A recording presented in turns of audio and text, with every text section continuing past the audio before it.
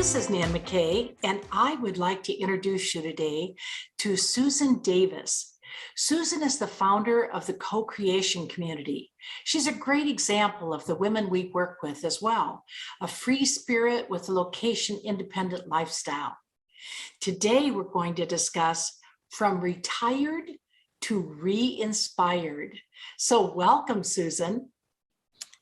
Thanks, Nan. Oh, it's just great to be here talking to you about something that's really near and dear to me personally and also business-wise.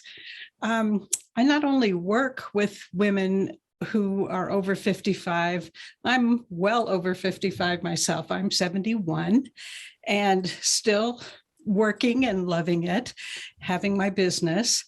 And I have had the same concerns as most women that I've met my age over the last several decades.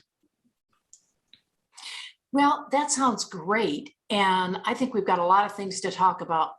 You know, in working with women creatives over 55, what do you think are the top things that they're concerned about?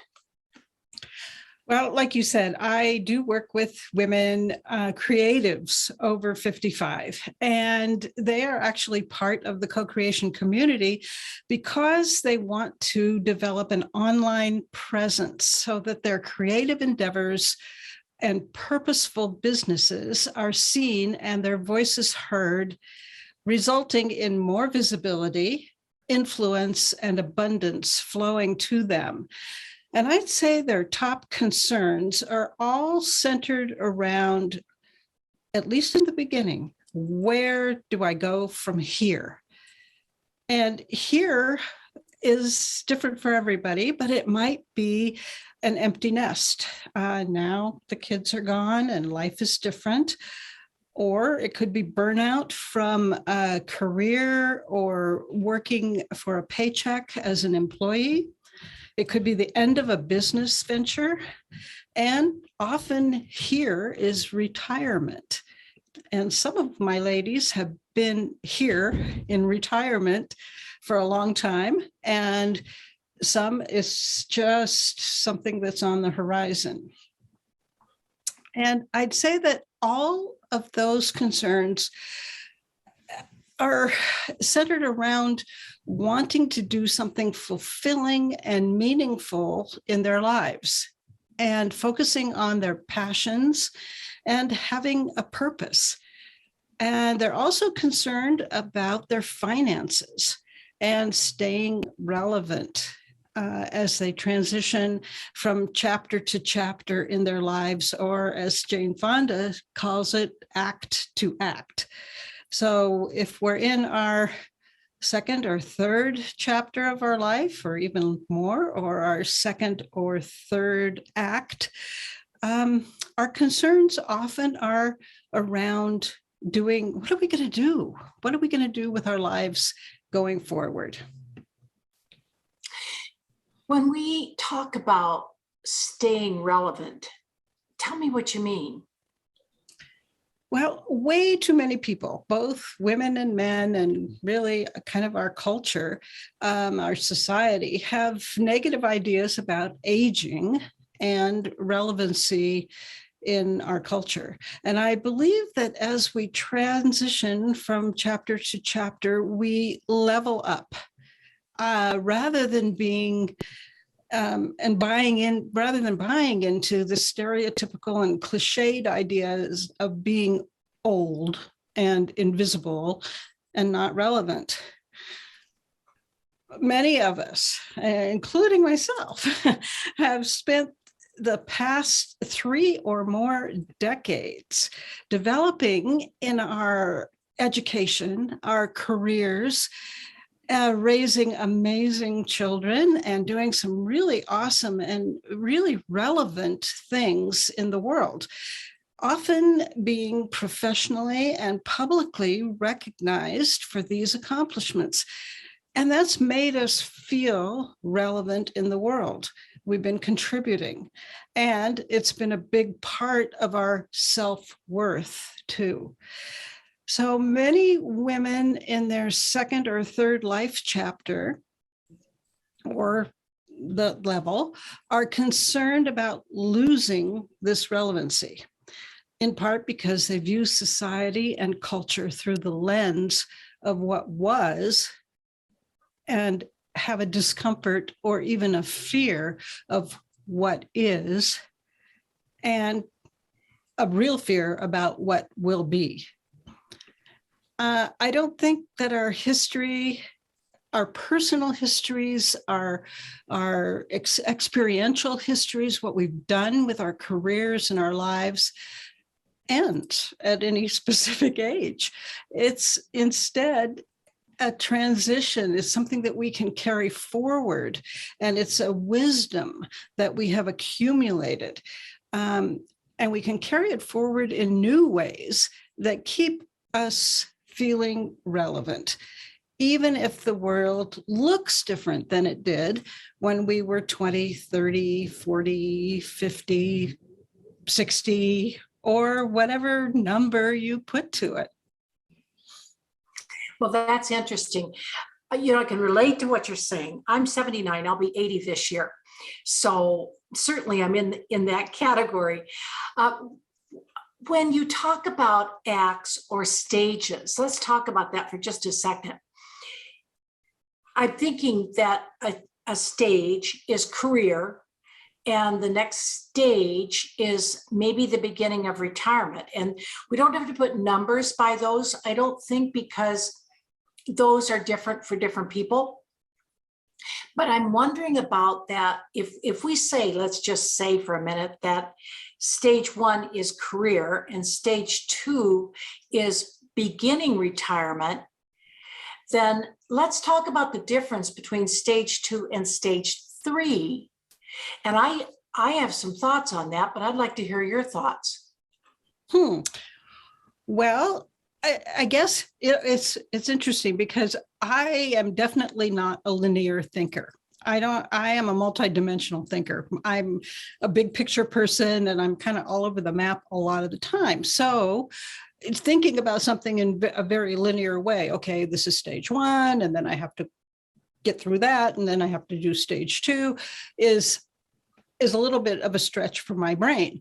But I do think that we accumulate wisdom through all of the stages, whether it starts when we're 10 years old or 3 years old, or, you know, going through university and trying out different careers. I mean, women today, those who are in their 30s, often have already had more than one career following their university education, or if they didn't go to university, they've tried different things.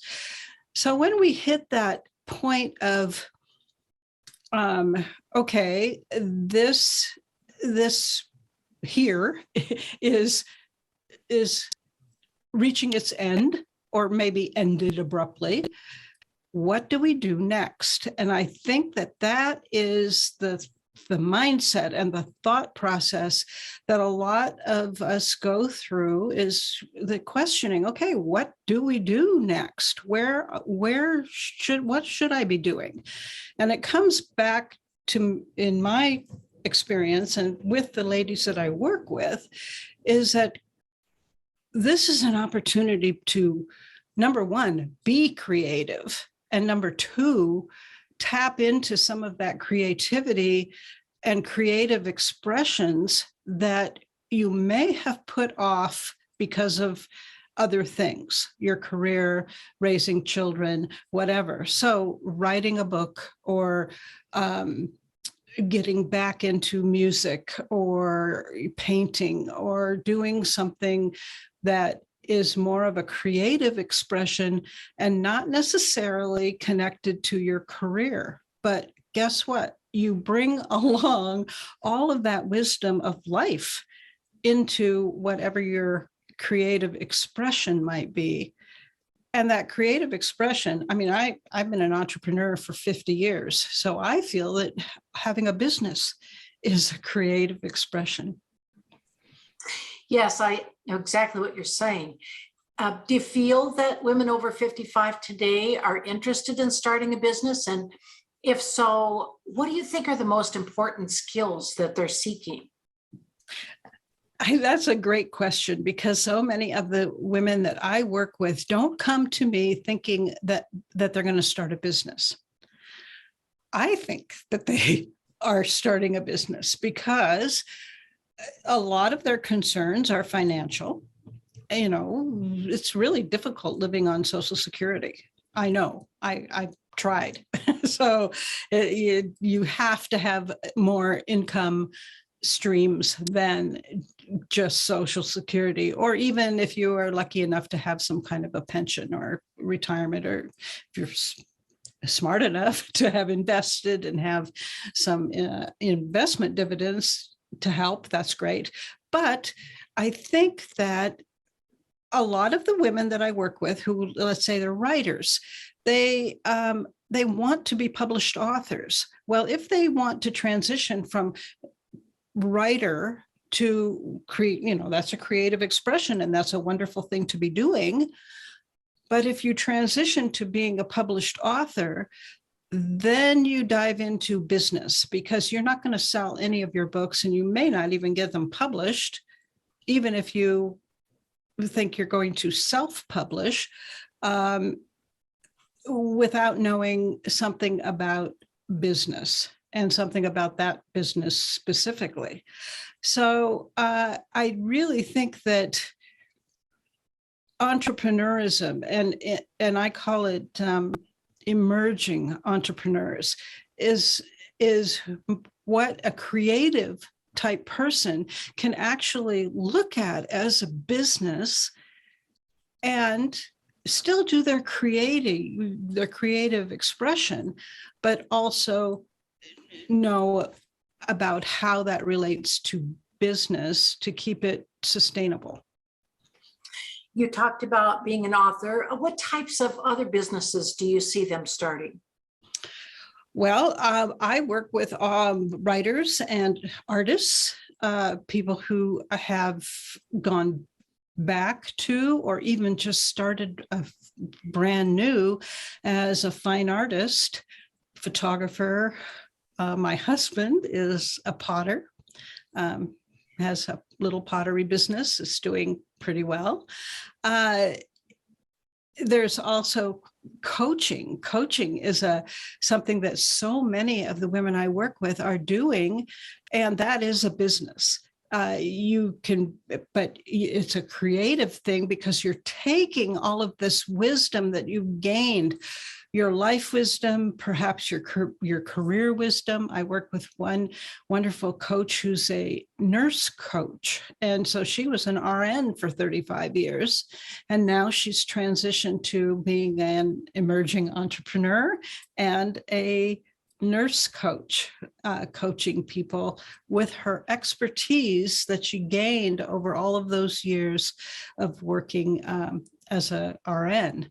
So those are some of the kinds of creatives that I work with.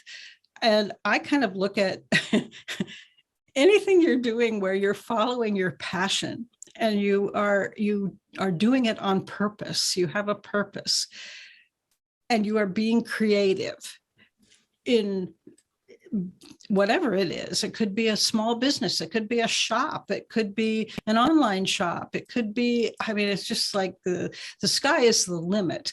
But the foundation is, what are you passionate about? What lights you up? What do you want? What gets those creative juices going? And how can we make that the center of your life and have it be a business for you? And it's so much easier, isn't it, to get up in the morning and get in there and want to start to work in your business than feel like you have to do it. And that all relates back to passion, as you said. Absolutely. I mean, I personally love getting up in the morning. I get up very early. I love my early morning time. And I think, how I get to do this. I get to do this. It's like, I don't have to do it. I get to do it. And that is the kind of re-inspirement that I wish for everybody. It's like, I don't think about, okay, I'm going to lay on the couch and watch soap operas, No. In what way is mind shifting important when transitioning to entrepreneurship? It's big. I mean, this is a big thing because so many of us have had decades in a career as an employee, or I mean, in any kind of career where you are where you have a paycheck coming in, and not a self-employed kind of business. Your mindset is the way that you think about work, about time, and about your personal economy, which is making money, investing, and spending. It's all different than that of an entrepreneur. And when you shift to the entrepreneur mindset, it's a whole new way of thinking about time and work and risk and teaming and investment, communication, marketing and sales, and your presence in the world. There's a lot of self-work that goes into this kind of a mind shift. 25 years ago, I was in an amazing business mastermind, and the head coach who facilitated the mastermind, he was the mastermind of the mastermind. And he said to me, and I remember this so specifically, I remember everything about this. It was when on the first night of this mastermind where we had met up and we were walking down the street after a dinner. And he says, Susan, you can't be a designer anymore. You have to be an owner. And I was really, really offended. I thought, how dare you? I am a designer and I'm a really good one. Haven't I won awards and been published and have clients and projects that everybody wished they had? And this is who I am. I am a designer. And I kept that in my head, but I was really, really upset. And then a couple weeks later, and I had just finished reading Michael Gerber's E-Myth, I realized he knew what he was talking about. And he was 100% right. I had a definite shift in my mindset to one of being an entrepreneur. And when we are entrepreneurs, we work on our business rather than in our business. And so that is a huge mindset shift.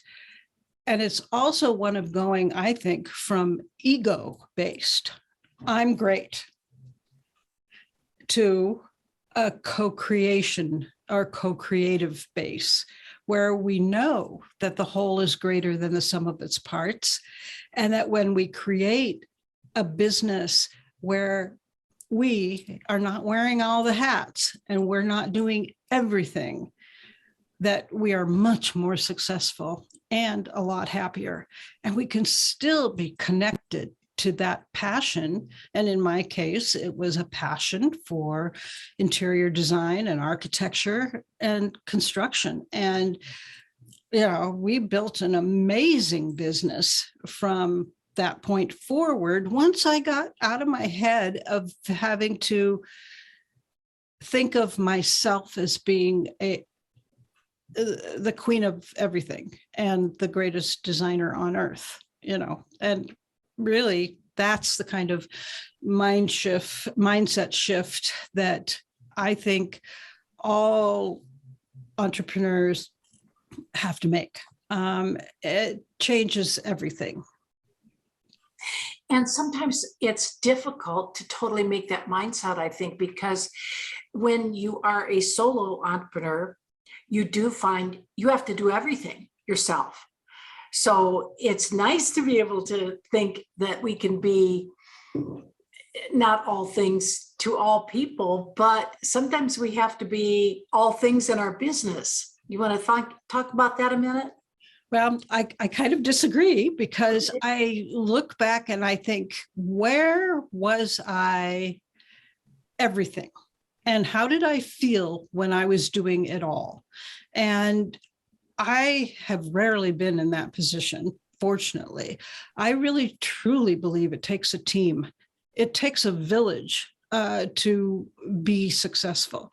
My company was a design build firm, and we had 12 employees and probably 100 subcontractors and consultants that we worked with over 25 years. I could not have done everything. I could not have been the architect, the interior designer, the project manager, the estimator, the general contractor, the attorney, the CPA, the general manager. No way. So I think even as solopreneurs, we have to get out of the mindset that we are wearing all those hats, and delegate and figure out who we can bring onto our team to fill the holes of the places and the things that we either don't want to do, aren't good at doing, or they don't stimulate that joie de vivre that makes us alive. I hate bookkeeping. I really do. And it's like, if I have to do everything, including bookkeeping, guess what doesn't get done? I know what that is. Yeah. So I think that's where the concept of co-creation is really near and dear to me. That's why my business is called the Co-Creation Community, is that you can go much further with anything. And I don't care what it is. Whatever your business is, whatever your passion is, whatever your creative expression is, you can go much further if you do it in community, if you have a team around you to support you and to help move you forward, instead of feeling like you're always held back because you hate doing bookkeeping or you hate sales. I mean, there are people who, I happen to love sales, but there are people who just say, I can't sell anything. I'm not going to do it. I'm not going to do that. Well, that would be where I would really, if that person is not willing to explore how fun sales can be and get a system in place that it is fun, then I would say delegate it. Find somebody else to work with who loves to do that, who will bring business into you, and don't be a solo. Solo is boring. I think it's also really relevant for us as older women. Being alone is not fun. It's scary. A lot of us have lost partners, have lost our circle of friends. I mean, this COVID thing has been a real scary thing. Being isolated, being alone, losing people. Solo is not, in my view, a place of re-inspirement. We want to feel good. We want to have fun. We want to play with other people. So, Susan, I'm trying to figure out then how you afford that, because, when you start out, people don't have the ability necessarily to hire those kinds of things done. In your co-creation community, do you trade services, or how do you do that? I do a lot of referring because people come into my circle, whether it's as clients or as colleagues, people I work with. who do amazing things and are really good at it. And so I refer out a lot. Plus, technology is our friend. There are so many wonderful and creative platforms and cloud-based programs that are not that expensive, that can really help us do what we need to do in order to make money. And they don't cost that much. So I think that education, it's a process of education and mind expanding, mind shifting, mind expanding, resource building. And of course, those resources are often people. I have a very close friend and partner, a business partner, who has had rheumatoid arthritis for 40 years, 35, 40 years. And she is an amazing coach.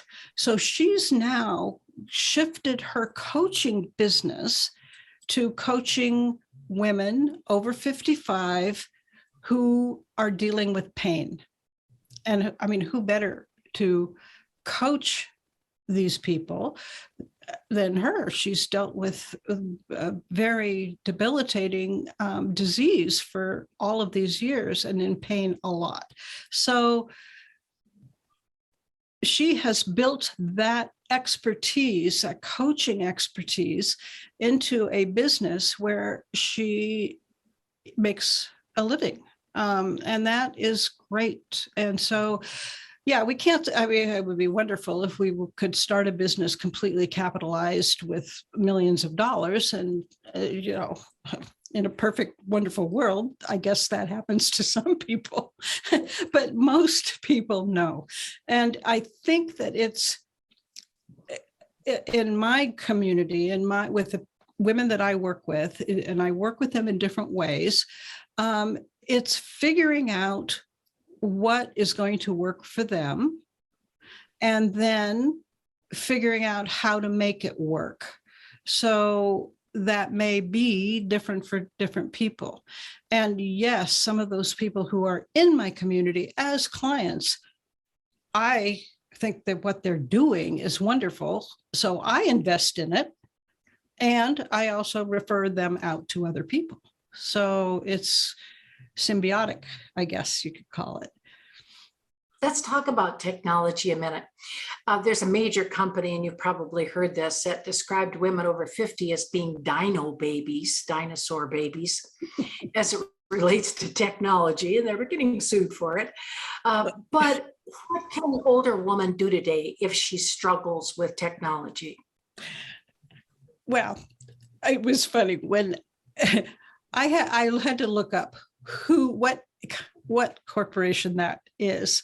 And having lived in Silicon Valley for 40 years, that particular entity is kind of a dino itself.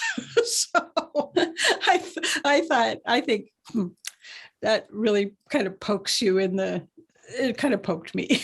So what can older women do today if they struggle with technology? And I would say that probably 98% of my clients, and all of them who are the clients over 55, have said at one time or another, usually upon getting connected with the co-creation community, I'm not techie. I hate technology. Ooh, technology. Ooh, Zoom. They get all their knickers in a twist about tech. And some of them are totally freaked out by it. And what I advise is think of tech as a toy. Play with it. You're not going to break it. And think of it as a game. And if you don't enjoy playing that particular game or with that particular toy, either find another one or find someone to play with that likes that toy or that game. I think I am so lucky that I was in Silicon Valley from the birth of Silicon Valley. And I moved to Silicon Valley in 1976. And so I saw what happened with technology. And I was like literally in my backyard. I lived in Mountain View, which we called Google View. It was all around me. So I learned from the inception of the current technology that it is fun and we can have fun with it.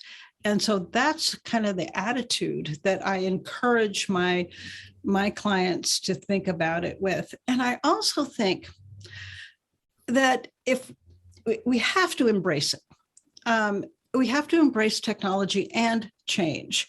This is, right now, the technology is moving to Web 3. 3.0, whatever you want to call it, the blockchain. And there's some new exciting stuff out there.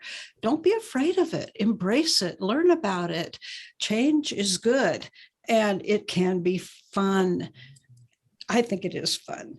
And I really believe that life has to be fun, and especially in our re-inspirement years.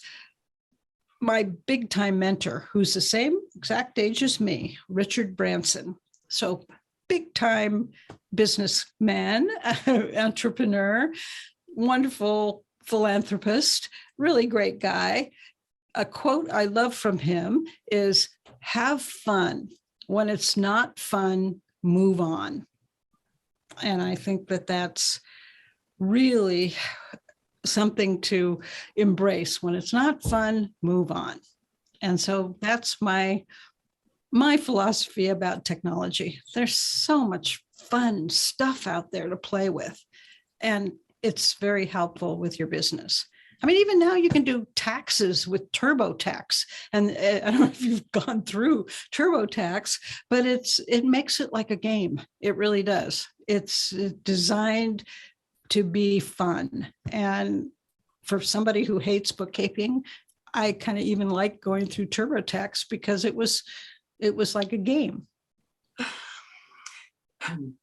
I'll have to remember that one. TurboTax is a game. I love it. You're involved in a couple of projects. You've got the CoPassion Project and you've got a place to call home. So tell us about these. Well, those are two projects that are near and dear to my heart. I mean, really, I've always believed in that we do well by doing good, and community service and philanthropy has been a big part of my life and integrated into every single business I've had. So the CoPassion Project, Voices of Our Story, and A Place to Call Home. A Place to Call Home is now called Voices of Our Story. We transitioned the name with the last grant that we received. And they're philanthropic, grant-supported, and individually sponsored projects. And my friend that I mentioned before, Betty Louise, and I founded all of these projects. And we've been the project directors for the past 7 years. All of the projects that Voices of Our Story is the current one that we're really involved with, is all about shifting perceptions about inclusion, common humanity, and taking compassionate action using storytelling and multimedia arts. And we believe that shifting perceptions from the them versus us perspective to one of we are them, they are us, we are one. This is the only way that we're going to be able to bridge the many divides in our culture that we're experiencing today. So those are my passion projects, and it's just been a wonderful, wonderful experience developing these projects and getting them out into the world. Fortunately, we've been able to have grants from California Humanities, California Arts Council, and some really generous sponsors to make them possible. Tell us about your monthly Zoom meetings.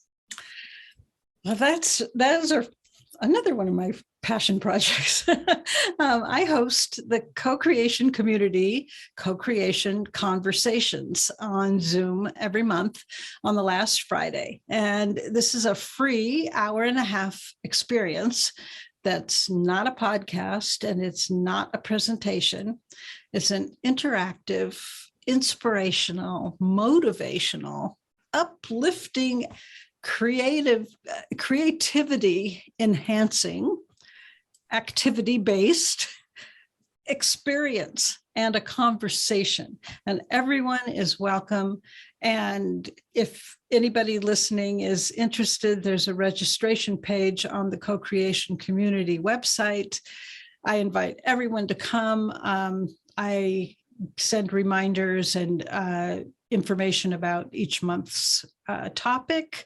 And it's just a whole lot of fun. Now, you're also planning a retreat. Oh, so tell us about that. And do you do these like every once in a while? Well, I am super, super excited about the retreat. And I know I'm going to be doing more because I have just so enjoyed getting this one planned. This one that I've been working on and that I'm ready to get the website up by in July, so very soon. It's called Ignite Your Creative Muse, a retreat to inspire and support a life full of joy and promise. And it's a retreat for women creatives over 50 with the purpose is to help them feel inspired, motivated, and supported so they can live out the remaining chapters of their lives as their most creative and confident selves. Lives full of joy and promise. And it's a week-long, all-inclusive luxury retreat from April 26th through May 4th, 2023. And I have planned amazing experiences, and it's going to be held here in my own wonderful hometown of historic Nevada City, California.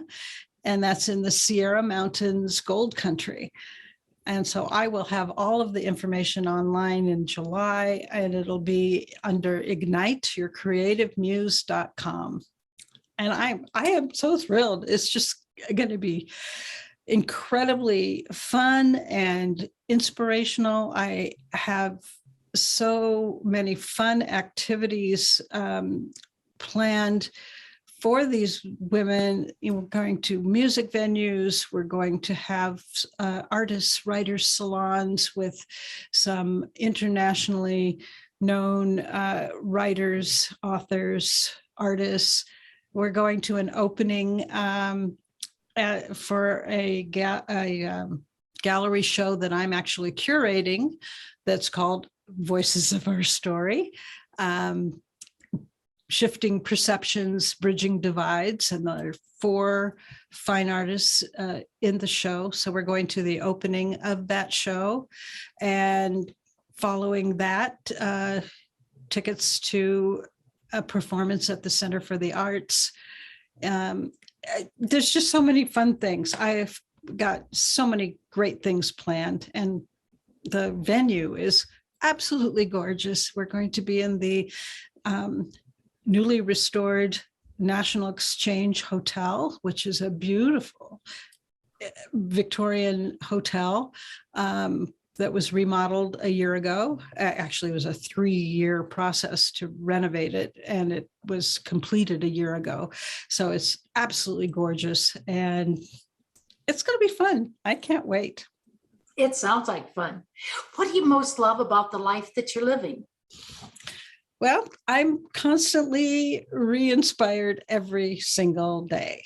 I get to work with amazing women creatives. I get to live in one of the most beautiful places on the planet, in a gorgeous mountain home with my husband of 50 years and my 2 pit bull babies.